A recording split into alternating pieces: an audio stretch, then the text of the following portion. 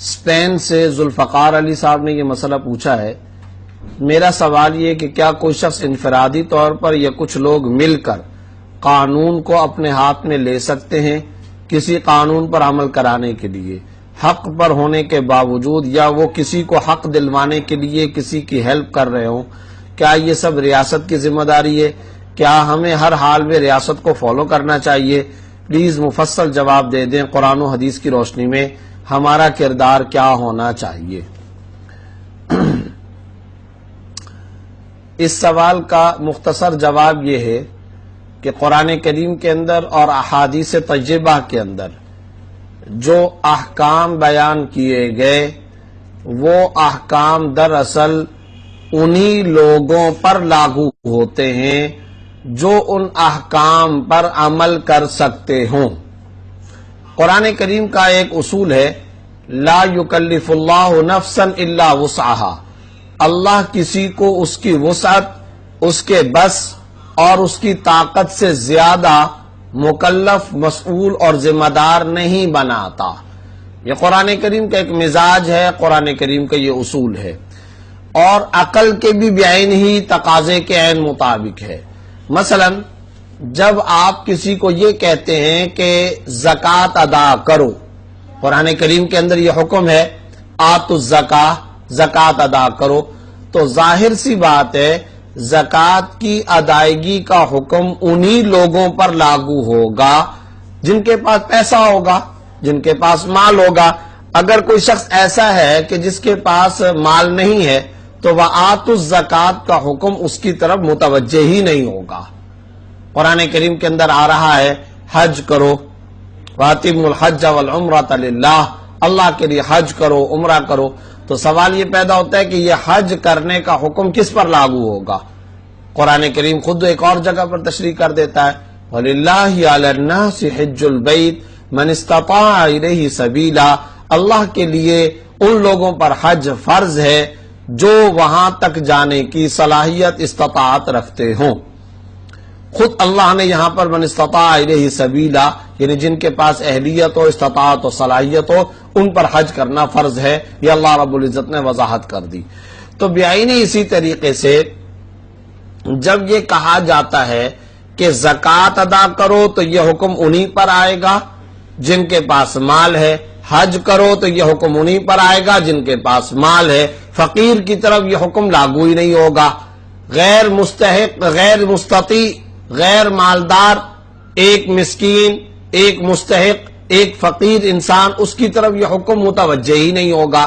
تو اب آپ کو سمجھنا چاہیے بالکل اسی طریقے سے، اسی قانون کے مطابق اب آپ کو یہ بات سمجھنی چاہیے، جب قرآن یہ کہتا ہے وَالسَّارِقُ وَالسَّارِقَةُ فَاقْطَعُوا أَيْدِيَهُمَا، چور کے ہاتھ کاٹو، جب قرآن یہ کہتا ہے الزانیۃ والزانی فاجلدوا کل واحد منہما مئۃ جلدہ، کہ زانی کو آپ نے کوڑے مارنے ہیں، قرآن یہ کہہ رہا ہے کہ آپ نے چور کے ہاتھ کاٹنے ہیں، تو یہ حکم کن لوگوں پر لاگو ہوگا؟ یہ کام کون کرے گا؟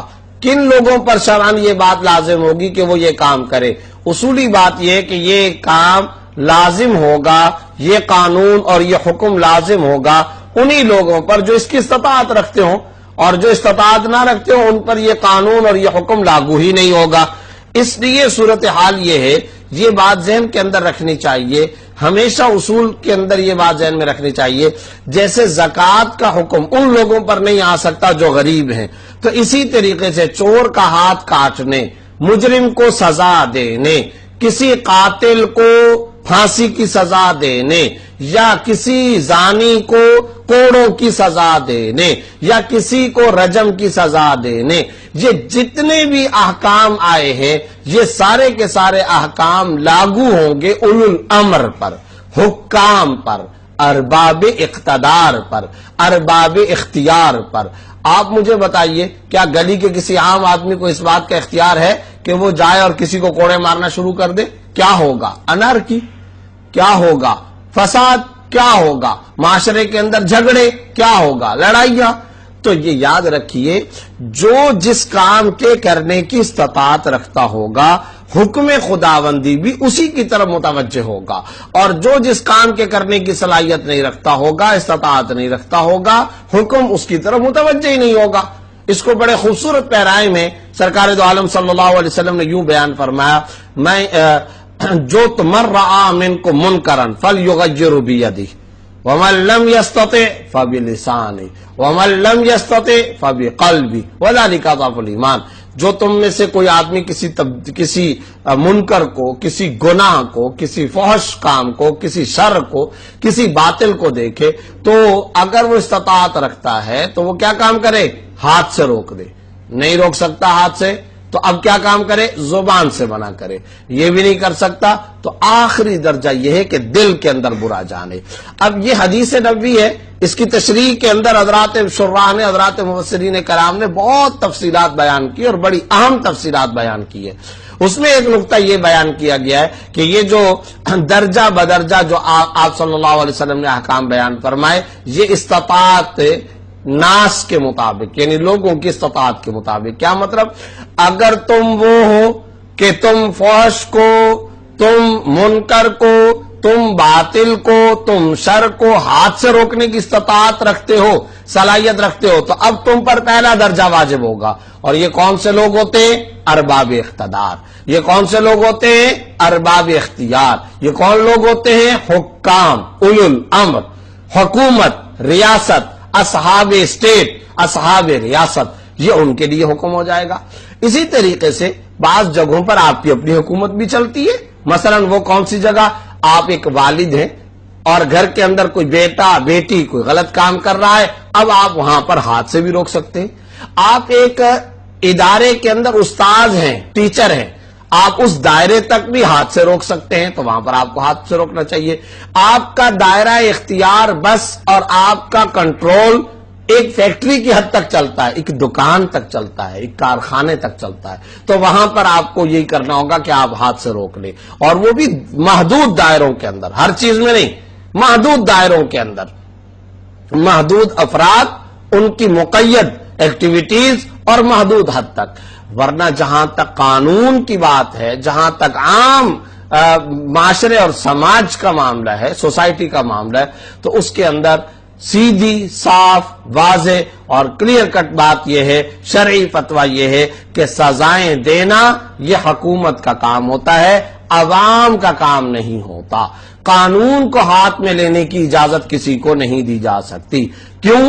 واضح جواب، سمپل جواب اس کا یہ ہے، اسلام انارکی کا دین نہیں ہے، اسلام انارکی نہیں چاہتا۔ البتہ اس کے ساتھ ساتھ یہ بات ذہن میں رکھنی چاہیے کہ اس کا یہ مطلب کوئی اگر اخذ کرتا ہے تو یہ بالکل غلط مطلب کوئی اخذ کر رہا ہوگا کہ حکومت جو ہے ان کو کوئی چھوٹ دے دی جائے اس بات کی کہ وہ غلط فیصلے کرے یا خلاف شریعت اقدام کرے۔ ظاہر ہے اس کی اجازت کون دے سکتا ہے، اور نہ ہی اس کا۔ ہمارے ہاں ایک تو بڑی مصیبت یہ ہو گئی ہے کہ جب ہم کسی ایک جانب متوجہ ہو کر کے کوئی حکم بیان کر رہے ہوتے ہیں تو فوراً اس کے غلط مطلب بہت سارے لوگ نکالنا شروع کر دیتے ہیں۔ مثال کے طور پر اب یہ بات کہی ہے تو بعض لوگ اس کا غلط مطلب نکالنا شروع کر دیں گے۔ وہ کیا کہ ہاں جی یہی گویا کہ یہ کہہ رہے ہیں حکومت کو کھلی چھوٹ ہے، وہ چاہے خلاف شریعت کام کرے، وہ ناجائز کام بھی کرے، خلاف اسلام بھی کام کرے۔ بھائی یہ کس نے کہہ دیا؟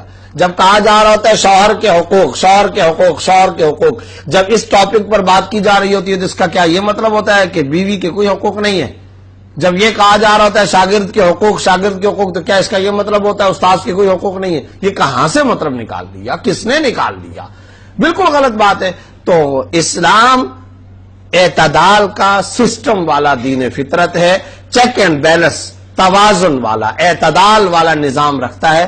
جہاں پر ہم نے آج بات کی ہے، جو سوال آیا ہے وہ یہ کہ کیا کسی عام جتھے کے لیے، کیا کسی عام گروہ کے لیے، کسی آرگنائزیشن کے لیے، کیا کسی عام فرد کے لیے ریاست کے یا مملکت کے یا ملک کے قانون کو ہاتھ میں لینا جائز ہے؟ تو ہم نے بتا دیا بالکل ناجائز ہے، حرام ہے، خلاف شریعت ہے، انارکی پھیلتی ہے، اس کی شریعت میں کوئی گنجائش نہیں۔ لیکن اس کا دوسرا مطلب یہ کوئی اگر اخذ کر لیتا ہے کہ حکمرانوں کو اجازت ہے جو کچھ کریں، کیسے اجازت ہو سکتی ہے؟